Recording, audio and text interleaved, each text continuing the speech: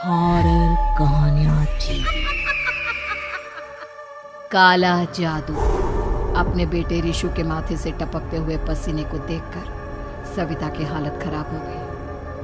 ऐसा आज पहली बार नहीं हुआ जब रिशु नींद से घबरा कर जागा है। हाय मेरा बच्चा, न जाने किसकी नजर लग गई है तुझे। जब से मेरे बच्चे ने 10वीं के एग्जाम में स्कूल टॉप किया है तब से रोज बुरे बुरे सपने आने लगे हैं। हाँ माँ, मैंने आज फिर से एक काले साए को देखा। वो यहीं मेरी आंखों के सामने खड़ा था।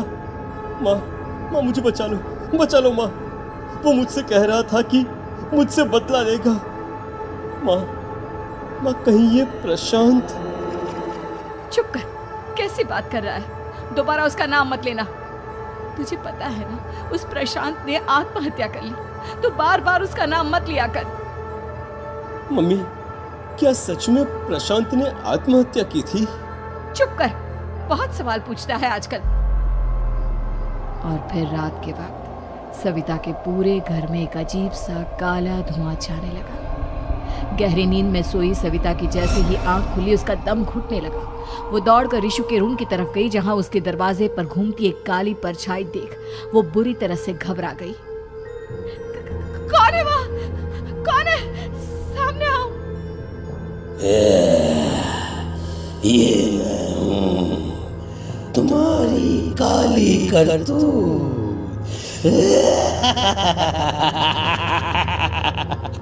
और अब मैं तुम्हारे बेटे को ले जाने आया हूँ।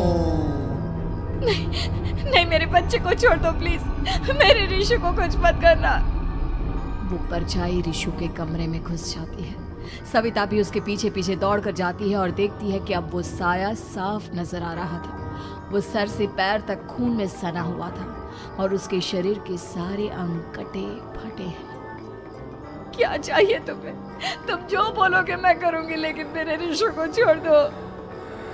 उस परछाई ने रिशु को गर्दन से पकड़कर दीवार के सहारे हवा में उछाल दिया। रिशु जोर जोर से चिल्लाने लगा। माँ बचाओ मुझे, बचा लो माँ। ये मुझे मार डालेगा। माँ मुझे बचा लो माँ। नहीं ऐसा मत करो। मुझे मार दो लेकिन मेरे बच्चे को छोड़ दो। मैं तुम्हारे आगे हाथ जोड़ती हूँ।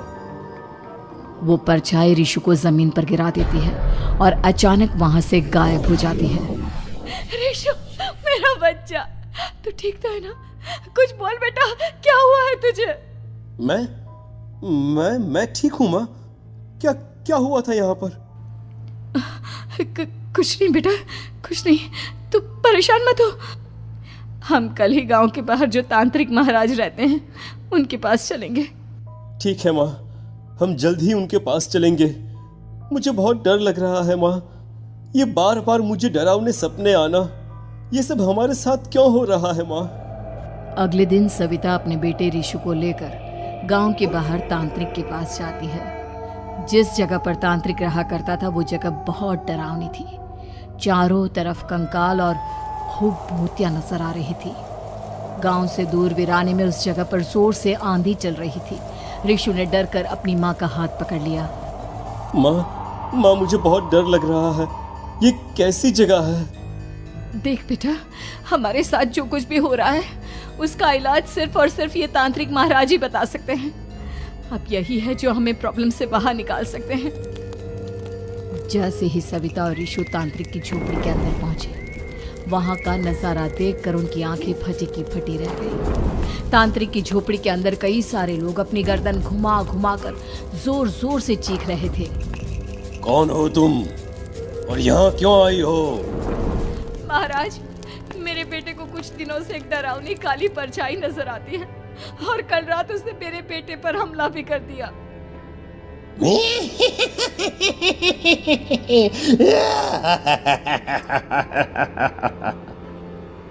मम्मी हमें यहाँ से चलना चाहिए। ये जगह मुझे ठीक नहीं लगती। नहीं बेटा, ऐसा नहीं कहते। रुक जाओ, 2 मिनट के लिए रुक जाओ। क्या कहा? काली परछाई? तुम्हारे बेटे पर किसी काली परछाई ने हमला किया? हाँ महाराज, वो कह रही थी कि वो मेरे बेटे को कुछ कर देगी, कोई उपाय बताइए महाराज। मेरे बेटे के साथ कुछ गलत नहीं होना चाहिए। तुमने किसी दूसरे के साथ गलत किया है तो तुम्हारे साथ भी गलत होकर ही रहेगा। तुमने किसी की जान ली है, किसी को मार डाला है तुमने। नहीं महाराज, मैंने ऐसा कुछ नहीं किया। मैंने किसी की जान नहीं ली। मुझे कोई उपाय बताइए। लगता है तुम इतनी आसानी से नहीं मानोगी। मैं तुम्हें अभी उस काली परछाई से मिलवा देता हूँ और वही सारा सच तुम्हारे सामने लेकर आएगा। सविता और ऋषु ने डर के मारे अपनी आंखें बंद कर ली। तभी अचानक तांत्रिक की झोपड़ी में अजीबोगरीब आवाजें गूंजने लगी। सविता और ऋषु बुरी तरह से कांप रहे थे। आंखें खोलो और अपने सामने देखो। क्या यही है वो जिससे तुम कल रात को मिली थी? बताओ मुझे। हाँ, इसने कल रात मेरे बेटे के ऊपर हमला किया था। ये उसी लड़के की भटकती हुई आत्मा है जिसे कुछ दिन पहले तुमने मार डाला था। मम्मी ये महाराज क्या कह रहे हैं? क्या सच में आपने किसी की जान ली है, किसी को मार डाला है? अगर हाँ तो बताइए ना मम्मी, किसको मारा है आपने? किसको? तुम्हारी माँ इतनी आसानी से सच नहीं बताएगी बेटा। इसने एक बच्चे की जान ली है। कहीं उसका नाम प्रशांत तो नहीं महाराज? वो मेरा दोस्त है, मेरा मतलब मेरा पड़ोसी है। सही पहचाना। देखा सविता, तुम्हारा खुद का बेटा भी जानता है कि तुमने किसी के प्राणों की बलि चढ़ा दी और इसीलिए अब उसकी बुरी आत्मा तुम्हारे घर में भटकती है। मुझे माफ कर दीजिए महाराज, मुझसे बहुत बड़ी गलती हो गई। प्रशांत हमारे पड़ोसी का बेटा था। हर बार उसके नंबर मेरे बेटे से ज्यादा आते थे और इसलिए मैंने उसके कमरे के बाहर काला जादू किया था, पर मुझे नहीं पता था कि वो मर जाएगा। तुम्हारे उसी काले जादू वाली गुड़िया के अंदर एक बुरी आत्मा थी जिसने उस बच्चे के दिमाग पर बुरा असर कर दिया और उसी की वजह से उस लड़के ने अपनी बालकनी से कूदकर आत्महत्या कर ली। इसकी वजह सिर्फ और सिर्फ तुम हो, तुम। नहीं महाराज, जो कुछ भी हुआ मुझे नहीं पता था कि प्रशांत अपनी जान दे देगा। प्रशांत की आत्मा इस वक्त तुम्हारे सामने खड़ी है, हमसे बात करना चाहती है। बोलो क्या कहना चाहते हो? मैं जीना चाहता था, बड़ा होकर कुछ बनना चाहता था। आपके बेटे से मुझे कोई परेशानी नहीं थी। अरे वो तो मेरा अच्छा दोस्त था। मुझे माफ कर दो बेटा, मुझसे बहुत बड़ी गलती हो गई, मुझे माफ कर दो। माफ करने से मुझे वापस जिंदगी नहीं मिल जाएगी। मेरे माँ बाप आज भी मेरे लिए रोते हैं। आपने मेरे साथ बहुत गलत किया है, बहुत गलत। और तभी अचानक प्रशांत की आत्मा वहां से गायब हो जाती है। सविता जोर जोर से रोने लगती है। सुन लिया तुमने? ये तुम्हारे अपने ही किए हुए पाप हैं जो इस तरह से तुम्हारे सामने आ रहे हैं। माँ, ये आपने अच्छा नहीं किया। सिर्फ 10th बोर्ड के एग्जाम में मैं टॉप कर पाऊं इसलिए आपने मेरे दोस्त के ऊपर काला जादू कर दिया। नहीं मम्मी नहीं, अब हम कभी खुश नहीं रह पाएंगे, कभी नहीं।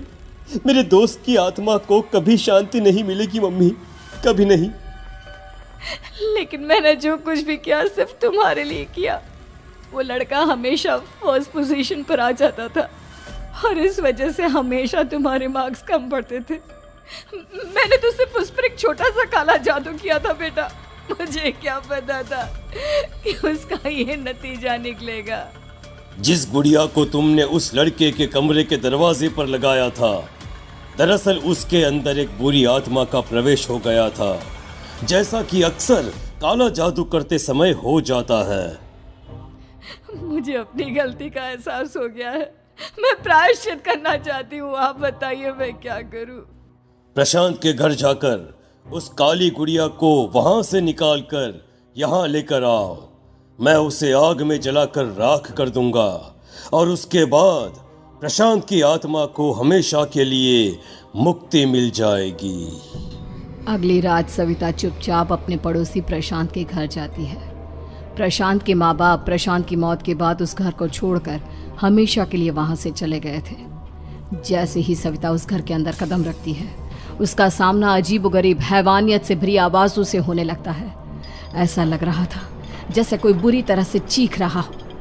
सविता जैसे ही प्रशांत के कमरे के बाहर पहुंचती है, वहां पर लटकी हुई गुड़िया के शरीर से खून टपकने लगता है। ये क्या हो रहा है? इस गुड़िया के शरीर से खून क्यों टपक रहा है? सविता हिम्मत करते हुए उस गुड़िया को वहां से उतारने की कोशिश करती है, लेकिन तभी अचानक से बहुत भयानक दिखने वाली औरत उसकी आंखों के सामने आकर खड़ी हो जाती है। मैं यहाँ से कहीं नहीं जाऊंगी, और अगर तूने मुझे यहाँ से हटाने की कोशिश की तो मार डालूंगी मैं तुझे। नहीं नहीं, मुझे तुम्हें यहाँ से ले जाना ही होगा, नहीं तो मेरा बेटा, उसकी जान को खतरा है। मैं तुम्हें नहीं छोड़ सकती। अगर तुम्हारे अंदर हिम्मत है तो मुझे इस घर से बाहर ले जाकर दिखाओ। और ऐसा कहकर वो औरत सविता के ऊपर हमला कर देती है और उसे हवा में उछाल उछाल कर जमीन पर पटकती है। लेकिन तभी अचानक मौका देखकर सविता अपने हाथ में ली हुई सुई उसके हाथ में चुभो देती है। हाथ में सुई लगते ही वो औरत जमीन पर तड़पने लगती है। ये क्या किया तूने? ये क्या कर दिया? तुझे ऐसा नहीं करना चाहिए था। तांत्रिक ने मुझे कहा था कि तुझसे जीतने का सिर्फ यही एक तरीका है जिससे मैं अपने पापों का प्रायश्चित कर सकती हूँ और अपने बेटे की जान बचा सकती हूँ। और उसके बाद वो डरावनी दिखने वाली औरत एक छोटी सी जादुई गुड़िया में तब्दील हो गई और सविता ने उसे ले जाकर तांत्रिक को दे दिया। तांत्रिक ने जादुई गुड़िया को आग के हवाले कर दिया।